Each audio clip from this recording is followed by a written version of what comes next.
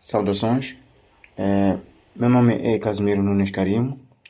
Hoje trago aqui mais um capítulo da disciplina de fertilidade do solo, que é a matéria orgânica. Bom, vamos explorar essa componente, que é um dos componentes muito importantes na sustentabilidade agrícola. Bom, frequentemente quando pensamos em fertilidade, nossa mente está muito direcionada a fertilizantes sistêmicos ou as formulações de NPK comerciais em sacos. Então hoje vamos aprofundar um pouquinho daquilo que é o verdadeiro coração de um solo produtivo. E o objetivo dessa aula é compreender as bases, ou seja, analisar o papel fundamental que a matéria orgânica desempenha no solo e também identificar as técnicas de manejo, da matéria orgânica. Bom, o conceito desse elemento, ou seja, da matéria orgânica em si, também vamos discutir nessa sessão. E nesse vídeo também vamos discutir vários tipos de processo, de como manejar e a origem também nesse caso da matéria orgânica. Bom, antes de avançarmos para as equações ou para as recomendações da adubação, é fundamental pavimentarmos, nesse caso, o caminho, entendendo onde esse material vem e como ele interage quimicamente com os horizontes especiais e superficiais no solo, nesse caso. Então vamos definir um pouquinho o que é a matéria orgânica. Bom, eu acho que não é novidade esse conceito. A matéria orgânica é constituída pelo conjunto heterogêneo de todos os resíduos orgânicos de origem vegetal, animal ou microbiana, que são depositados tanto na superfície quanto ao longo de todo o perfil interno do solo. Então, ela precisa muita atenção nesta amplitude da definição. Ela não se limita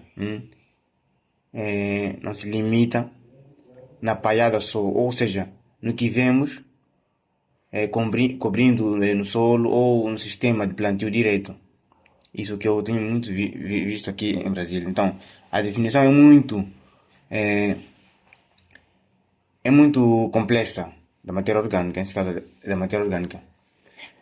Então, na fração viva, incluímos toda a biomassa microbiana, como os fungos, as bactérias, além dos macro e mesofauna. Também engloba desde as minhocas até os pequenos insectos e nematóides. Então, já na fração morta, encontramos tecidos frescos recém-caídos e células em decomposição interna e compostos altamente estáveis que já passaram por processo intenso de oxidação e recombinação molecular. Então, isso é um erro comum acreditar que a matéria orgânica é apenas a matéria morta e, na verdade, é um ecossistema. É um ecossistema e essa é coexistente e contínua entre o vivo e o morto. Neste caso, a decomposição rápida e a estabilização ao longo do prazo é o que garante que o solo consiga exercer suas funções, fornecer nutrientes para a cultura, ao mesmo tempo em que mantém a sua própria integridade estrutural contra as forças erosivas do ambiente. Então, compreender essa definição, precisamos agora olhar para uma estrutura química, molecular e elementar.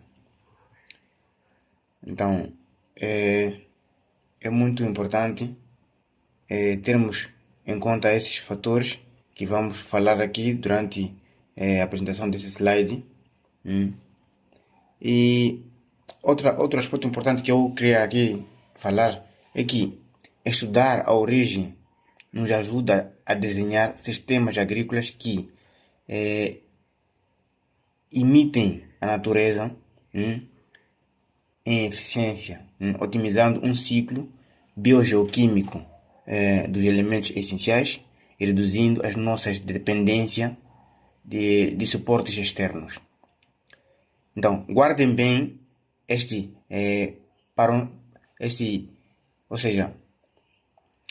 conceito que eu aqui vou iniciar. Então, pois ela serve de fundação para os próximos tópicos que eu vou, tópicos que eu vou mencionar daqui em diante. Bom, temos aqui a composição elementar básica. Bom, aqui vou falar muito mais do fator carbono, que cerca de 58% da matéria estável no solo agrícola é saudável. Também vou falar dos nutrientes essenciais, que é a liberação de nitrogênio, fósforo, enxofre e por aí vai.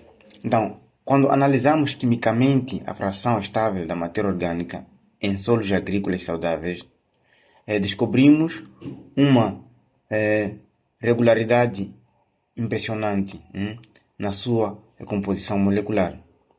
Então, elementos centrais, a maioria é o carbono. A maioria é o carbono, que compõe a média cerca de 58%, como eu estava a falar aqui no início, 58% do total da sua massa.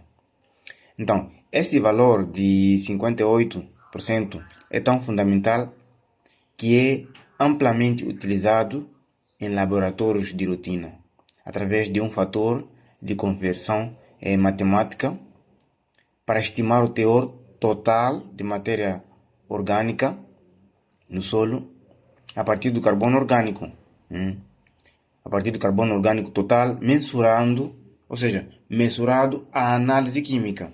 Então, mas a matéria orgânica no solo não vive apenas de carbono.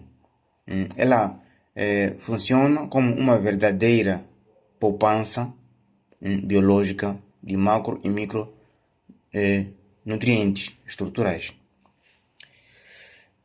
Vou falar também aqui de fatores que alimentam a matéria orgânica. Bom, o estoque da matéria orgânica do solo, ela funciona como uma bancaria. Funciona como uma bancaria, ou seja, eu estava a tentar dizer uma conta bancária nesse caso. Quando digo uma bancaria, estava a tentar explicar isso, ou seja, o termo que eu estava a achar melhor para facilitar a compreensão seria esse. Uma conta bancária nesse caso.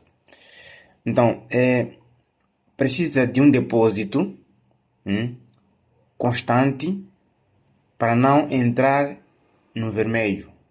O que significa isso? É assim, esse depósito vem em 3 fontes principais. A primeira é disparada e é a mais importante em termos do volume e a sustentabilidade em larga escala. Então, neste caso, são os resíduos vegetais.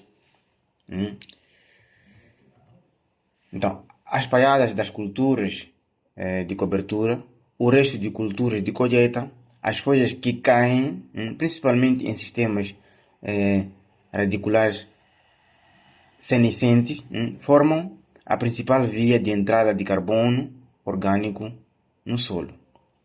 Então, nunca podemos subestimar as raízes. estaríamos a cometer um erro.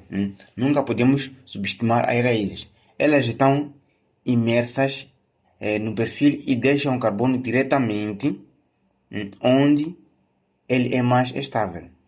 Então, a segunda fonte são os resíduos animais. Então, o uso de estérico bovino, a cama do aviário, nesse caso o estérico de ave, dejetos líquidos do suíno, são excelentes ferramentas de manejo, pois elas fornecem aportes imediatos de nutrientes minerais prontamente assimiláveis e o carbono de rápida ciclagem. Então, por fim, temos uma fonte frequentemente instável, ou seja, insensível aos olhos, mas é crucial. Então, que é os próprios micro-organismos. Vou aqui também falar dessa segunda seção, que ela está mais focada no compartimento e as frações. Então, damos início à seção 2, que é a seção que acabamos de introduzir agora, cujo foco central é compreender compartimentos e frações da matéria orgânica. Como mencionei anteriormente, a matéria orgânica não é uma massa uniforme. Ela é composta por materiais de diferentes estágios de formação, para fins de estudo e principalmente para a tomada de decisão no manejo de fertilidade. E temos aqui a fração ativa. Bom, a fração ativa também amplamente denominada na literatura científica como fração lábil. Ela compreende os resíduos orgânicos mais frescos que sofrem pouca decomposição até o momento. Então, estamos falando que pedaços de folhas, fragmentos de raízes mortas recentemente e os tecidos vegetais jovens, essa fração se caracteriza por apresentar uma altíssima taxa de ciclagem e o tempo de resistência extremamente curto no sistema, medindo na escala de apenas alguns meses. Então, ela desaparece rapidamente se não houver nova entrada, ou seja, novas entradas de materiais. Mas qual é a importância agronômica de algo tão efêmero nesse caso? Então, a resposta é simples. Ela é o combustível do solo. A fração ativa, ela funciona como a fonte primária de energia calorífica e o carbono prontamente disponível para toda a comunidade de decompositores, incluindo bactérias, fungos, benefícios, fungos que são benéficos, nesse caso, por isso eu disse aqui benefícios, né? Estou a referir de fungos benéficos, nesse caso. Então, quando essa fração está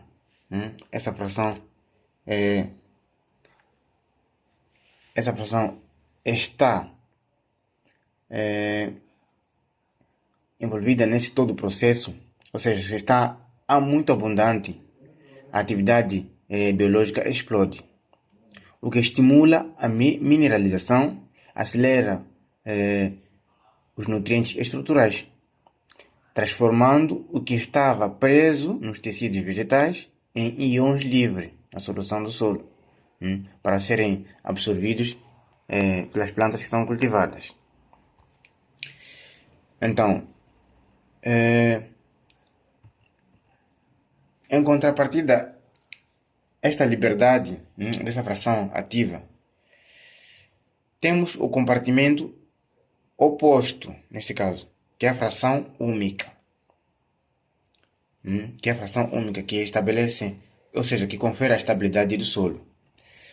Mas antes, deixa eu falar o seguinte: sem a fração ativa, ou seja, a fração lábil que é muito usado na literatura, a biologia do solo passa fome.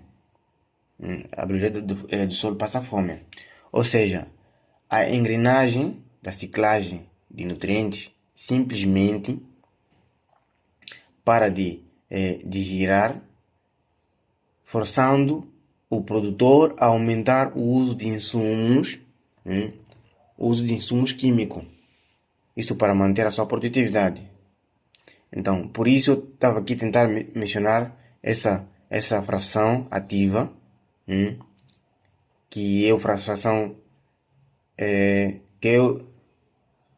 temos também outro tipo de fração que é a fração úmica, que confere a estabilidade ao solo. Então, a fração ativa, que estava a mencionar anteriormente, é o combustível que queima rápido, e a fração úmica é a estrutura sólida que permanentemente, ou seja, que ela permanece muito tempo no solo, nesse caso. Então, ela é caracterizada por uma verdadeira estabilidade. Então, ela representa compostos orgânicos altamente complexos. Então, também é insolúveis e que se encontram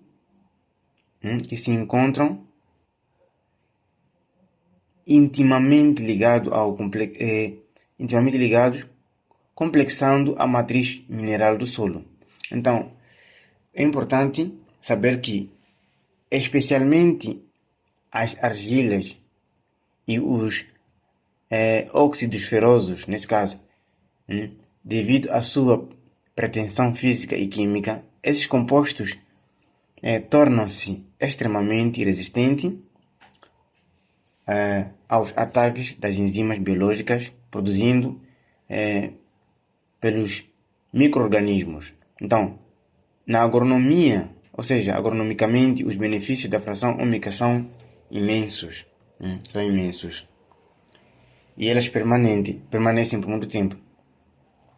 Então, ela atua diretamente ao aumento da capacidade de troca de cátion, nesse caso o CTC. Ela é permanente no solo. Como as moléculas úmicas possuem uma densidade altíssima de cargas eletrônicas negativas, elas retêm cátions vitais como cálcio, magnésio, potássio, tá vendo? Impedindo que as chuvas intensas os lavem para as profundezas do perfil. Então, além disso, a maioria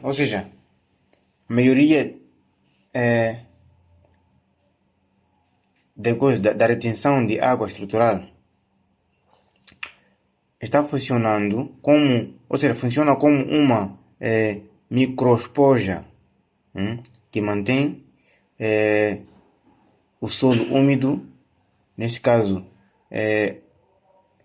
por mais tempo durante esse todo o processo. Nesse caso, como é que eu posso dizer? É um processo verânico, nesse caso. Então, a importância dessas frações é ainda mais crítica quando gerenciamos solos com limitações estruturais nativas. Então, como um solo arenoso ou um solo siltoso, um solo de textura silt, né? Lá em Moçambique nós chamamos muito mais de silt. Então, em um solo arenoso, por exemplo, que não possui argila para reter nutrientes ou água, a fração úmica da matéria orgânica torna-se praticamente a única fonte de fertilidade e a estabilidade química disponível.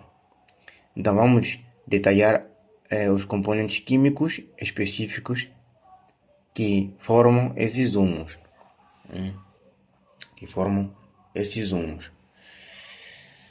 Então,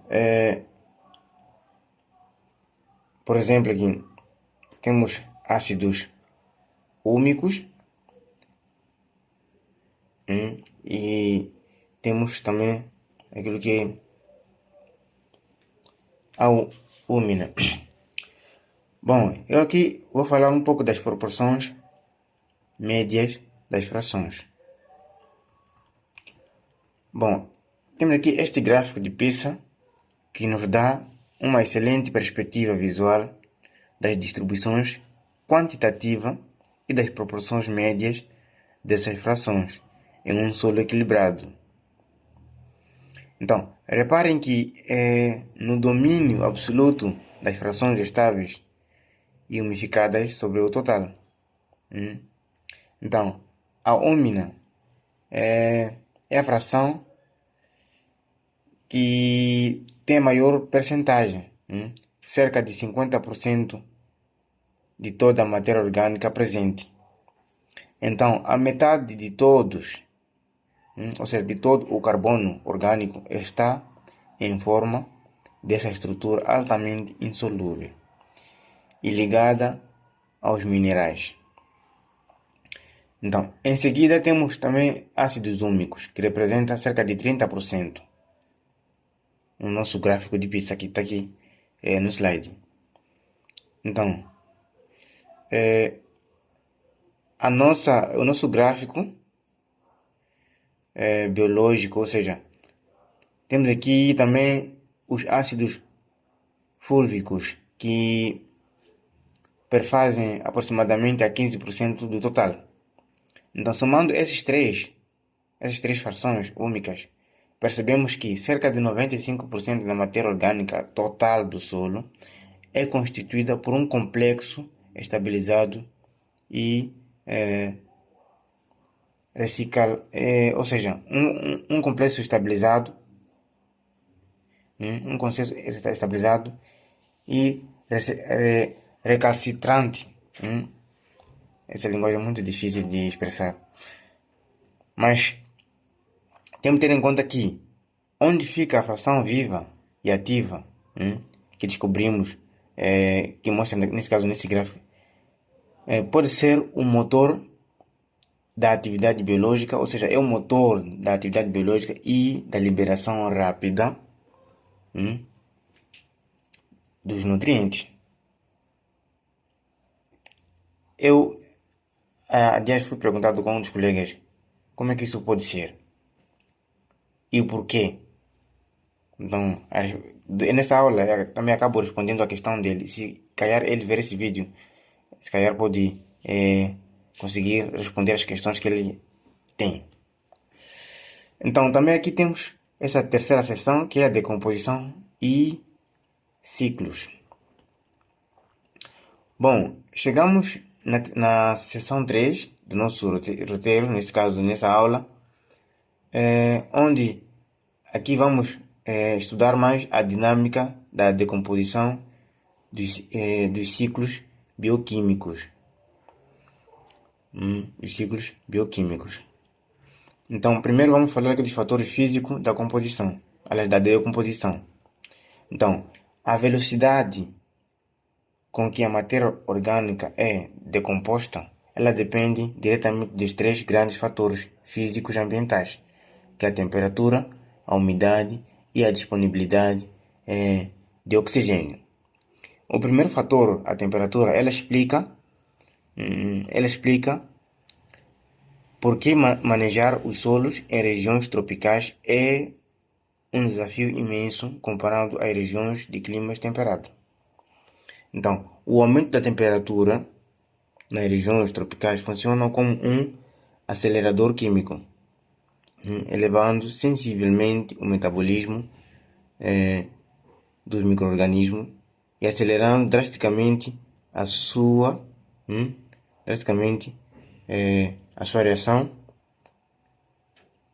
reação de oxigênios, ou seja, de oxidação orgânica. Então, o segundo fator, que é a umidade, nós temos que saber que os micro-organismos eles precisam de água para sobreviver, ou seja, para se mover. Então, ela é mais que, ou seja, tudo exige um equilíbrio. Tudo exige um equilíbrio. Então, vou também seguir aqui falando desse aspecto que é a relação carbono e nitrogênio. Então, para além dos fatores climáticos, a velocidade da decomposição e a liberação de nutrientes são rigidamente controlada por uma métrica química vegetal conhecida como relação carbono-nitrogênio. Então, guardem muito, ou seja, guardem com muito carinho esse número que está aqui na tela, que é de 30/1. Então, ela representa o limar crítico universal da dinâmica nutricional do solo. Então, os micro-organismos possuem uma exigência nutricional interna equilibrada.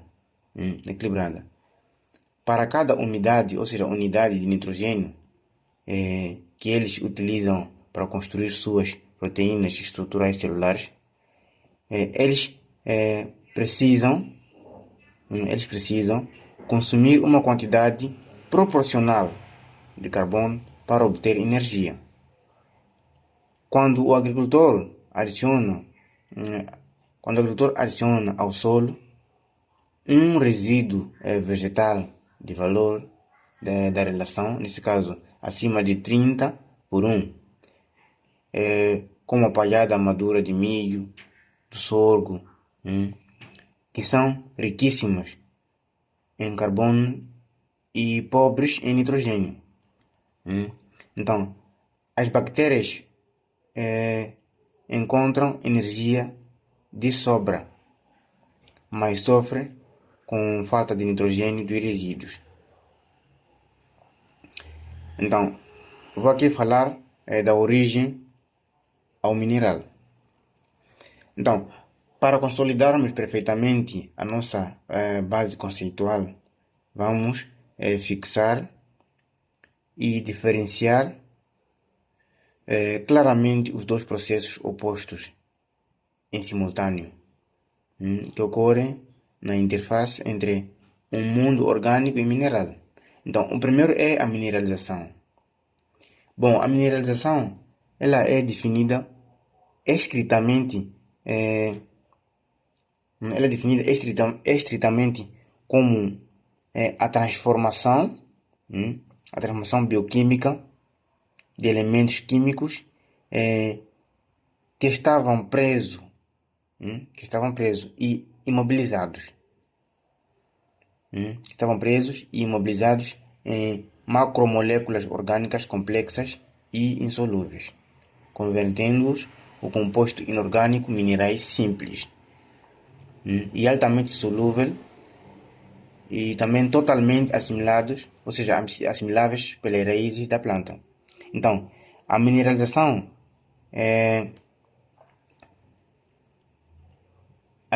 que transforma o nitrogênio proteico em folhas verdes de amônio e nitrato que a planta consegue absorver em solução.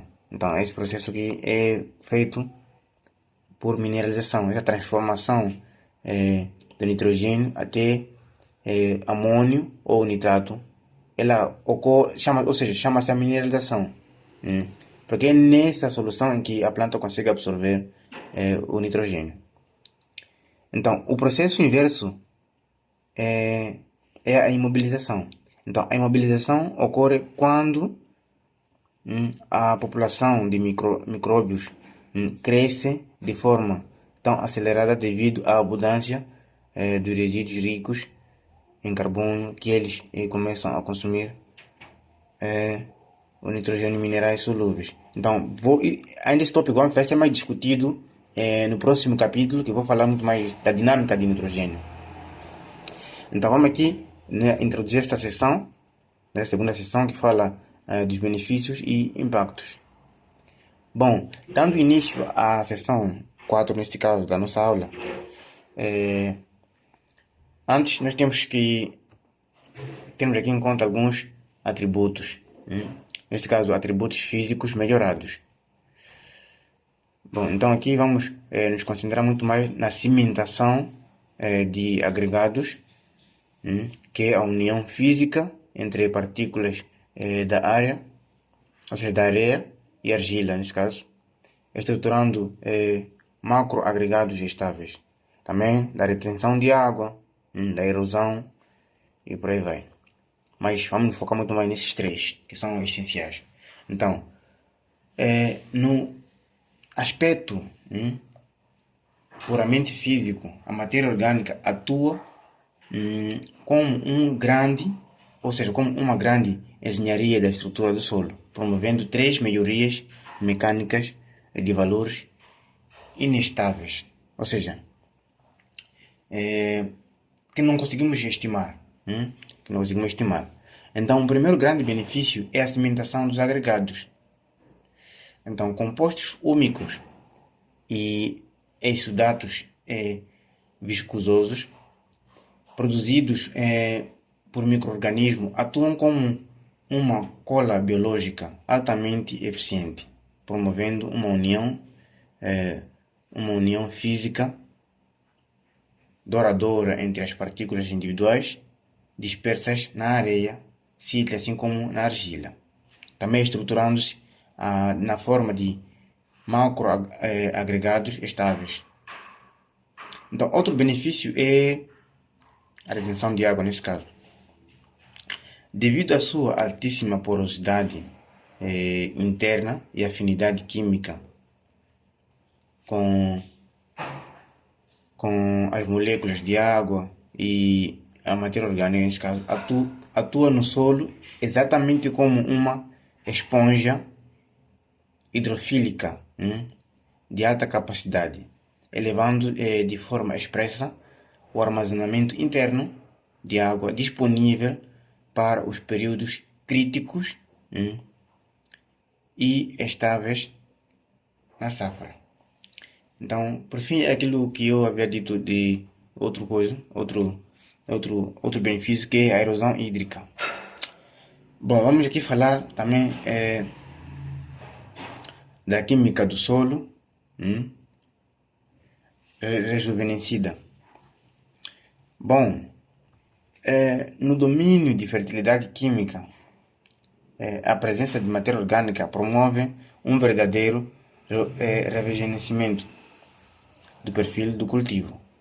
Então, o primeiro e o mais célebre impacto químico é o aumento vital da capacidade de troca de cátion, a nossa CTC. Então, à medida que o pH do solo é manejado para os níveis adequados, através da calagem, ocorre o processo químico chamado desprotonação, chamado desprotonação. Então, onde os hidrogênios dos grupos funcionais carboxílicos e fenoicos das moléculas úmicas são liberados na solução. Então, isso gera uma quantidade massiva de cargas elétricas negativas livre na superfície orgânica. Então, essas cargas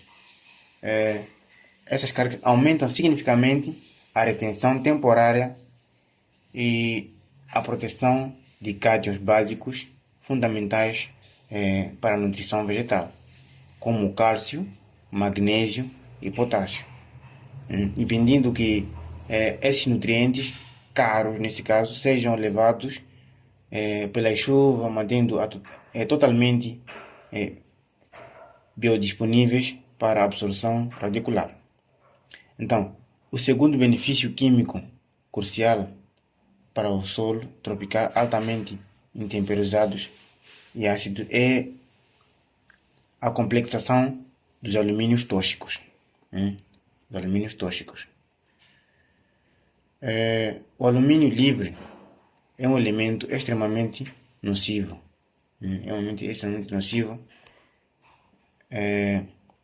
De queima e paralisia de crescimento das pontas das raízes. impedindo, nesse caso, a planta a buscar água, nutriente em profundidade. Isso eu expliquei muito mais quando eu estava no capítulo anterior, quando falava muito mais da acidez e a correção do solo. Então aqui vamos falar também desse subtítulo aqui, que é estímulos à biologia nativa. Então, para fechar a pirâmide, ou seja, para fechar essa parte de benefícios de matéria orgânica, precisamos analisar o estímulo da biologia nativa. O estímulo da biologia nativa do solo, nesse caso. Então, a matéria orgânica ativa funciona como a base de sustentabilidade da toda complexa teia alimentar subterrânea. Então, ao servir simultaneamente como alimento básico e fonte de carbono energético essencial, ela atrai e multiplica populações gigantescas de organismos benéficos. Então, um solo biologicamente ativo e equilibrando traz uma vantagem defensiva extraordinária para o produtor. Então, nesse caso, a suspensão natural de doenças, é assim, solos ricos de matéria orgânica e biológica ativamente suprimem o desenvolvimento de patógenos radiculares perigosos. Então, como fungos do solo, causadores de podridões e nematóides fitopatogênicos, por meio de um mecanismo chamado competição bacteriana e fúngica sádia. Então, vamos ver aqui nessa imagem que acabei de mencionar aqui, que são manejos biológicos traçados a custo zero por lavoura. Falando também no manejo, tenho aqui essa seção, que é a seção 5, e aí manejo e conservação. Nesse caso, ao iniciarmos toda a quinta, ou seja, iniciarmos, por exemplo, na nossa quinta, nesse caso, onde nós temos a nossa produção e muito mais, o manejo de conservação da matéria orgânica no solo. Até este ponto, a nossa jornada acadêmica, ou seja, você já pode dominar perfeitamente toda a ciência por trás da matéria orgânica, e você já sabe como é que pode considerar esse fator, ou seja, esse tópico importante, e deixar o teu solo da sua quinta com propriedades químicas, uma boa capacidade de retenção de água, uma boa estrutura de solo, tendo em conta esse fator que é matéria orgânica. Então, é muito bom manter, ou seja, o solo em condições ideais para que a nossa produção ocorra perfeitamente. Portanto, a grande pergunta que eu trago aqui, ou seja, que eu também recebi, né? Por isso eu vim destacar muito nesse ponto, é como o futuro engenheiro agrônomo, consultor ou pesquisador devem responder. Como podemos, na prática real dos campos, desenhar e implementar sistemas de produção capazes de manter previamente elevar esses estoques de carbono de forma constante e, nesse caso, também sustentável ao longo dos anos. Então, foi a pergunta que eu tive ontem, inclusive foi ontem, e eu logo pensei em trazer aqui e também explicar um pouquinho isso, que se calhar a pessoa pode assistir essa aula e daí já estaria a sanar a dúvida dele. E também, no momento da questão eu estava sem resposta, não tive resposta imediata, tive que fazer uma leitura para poder entender e responder com clareza essa questão. Bom, práticas de alta eficiência é um dos pontos muito importantes, pois ela envolve sistema de plantio direto, rotação de cultura e também adubação verde. Esse termo de adubação verde eu vi muito mais com o meu orientador de graduação, nesse caso o professor Antônio Melo. Ele falou muito de adubação verde e tive essa oportunidade de aprofundar mais lá no meu país de origem, mesmo quando cheguei cá em Brasil, quando comecei cursando o mestrado, tive essa oportunidade de ver de perto e entender qual é a importância desse fator que é a adubação verde. Bom, para construirmos estoques consistentes de matéria orgânica do solo, nós nos baseamos em 3 pilares fundamentais, que é isso que eu acabei de mencionar, que é sistema de cultivo de plantio, prática de rotação e adubação verde. Então, vou começar a explicar aqui o estoque de manejo, aliás, do carbono. Bom, este gráfico de barra horizontais é um dos dados mais impactantes e reveladores de toda a nossa aula. Então, é importante prestarmos muita atenção nessa seção. Bom, pois ele quantifica com precisão científica o impacto direto de toda a decisão de manejo sobre o estoque real de carbono no perfil do solo, mensurando a unidade de toneladas por hectare.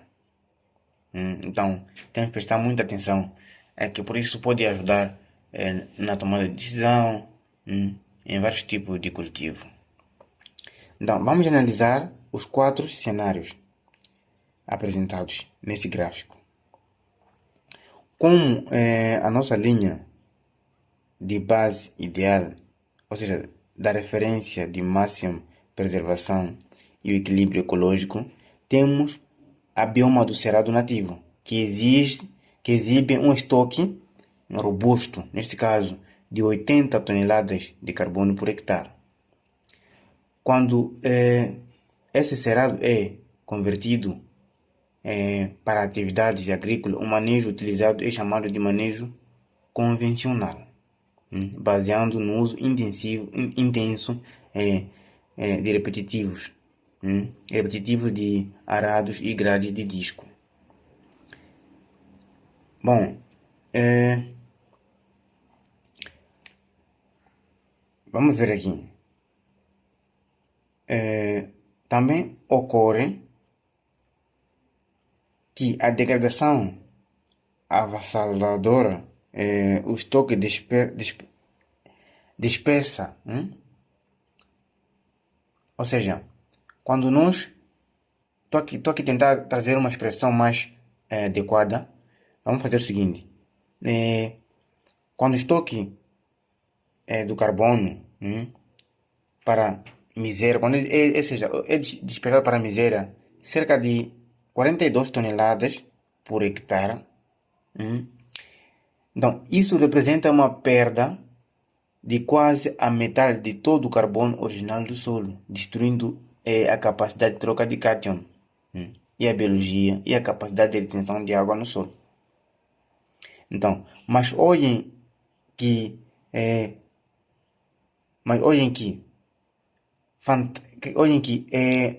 uma animadora, como a animadora é a capacidade de recuperação da terra quando adotamos as tecnologias certas.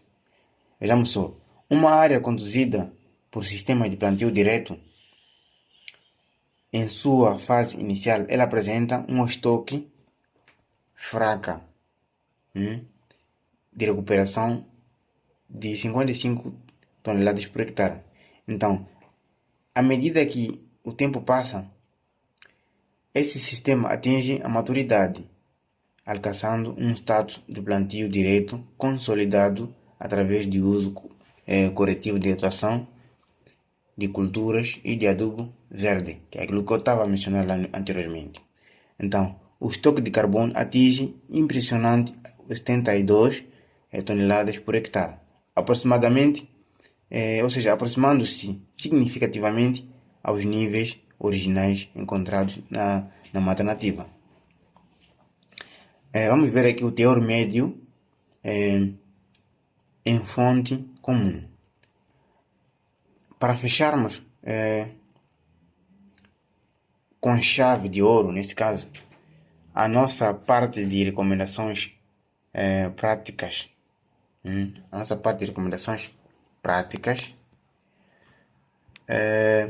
de campo, apresentamos, ou seja, eu aqui vou fazer uma apresentação que é valiosa neste caso, que é uma tabela de referência técnica que detalha o teor médio percentual de nitrogênio, fósforo e potássio e o comprimento de decomposição das fontes orgânicas e fertilizantes mais comum. Vamos analisar cada material para que vocês, ou seja, para que possamos saber exatamente o que recomendar. O esterco bovino seco, ela apresenta um teor de 1,5% de nitrogênio e 1% de fósforo, nesse caso superfosfato simples, e temos também 1,2% de potássio. Então, isso é caracterizado por uma velocidade de decomposição média e lenta. Então, vamos ver na cama de frango. Por sua vez, cama de frango é um material muito mais acelerado e nobre em nutrientes. Ela exibe, tem uma exibição rica de 3% de nitrogênio, 2,5% de fósforo e 2% de potássio. Então, ela apresenta uma taxa de decomposição moderada, nesse caso, e uma resposta visível e rápida no desenvolvimento inicial das plantas. Vamos aqui ao composto de resíduos agroindustriais ou urbanos. Exibem um teor equilibrado, 2 de nitrogênio, 1,5 de fósforo, 1,5 de potássio. Então, a sua grande vantagem é ser quimicamente estável, tendo passado por um processo, prévio de decomposição que estabiliza as frações úmicas. Vamos ver aqui o adubo verde, principalmente as leguminosas, que exibem um excelente, que é 2,5% de nitrogênio, devido à sua fixação biológica, baixo teor de fósforo, que é de 0,5%, e tem um ótimo teor de potássio, que é de 1,8%. Então isso destaca-se por uma velocidade de decomposição muito rápida devido à sua baixíssima relação de nitrogênio-carbono. Então esse adubo ela funciona como um injetor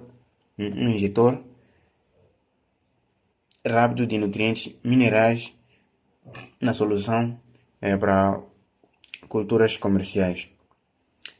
E por fim chegamos ao fim da nossa exposição teórica e prática sobre material orgânico no solo. Então, eu gostaria de encerrar e consolidar a grande mensagem central de toda nossa aula. Lembre-se sempre que a matéria orgânica não é um mero adorno ecológico ou um detalhe secundário nas análises laboratoriais. Então, ela constitui uma verdadeira base nativa, ou seja, reativa biológica, e altamente sustentável, nesse caso, para realizar um manejo inteligente e moderno.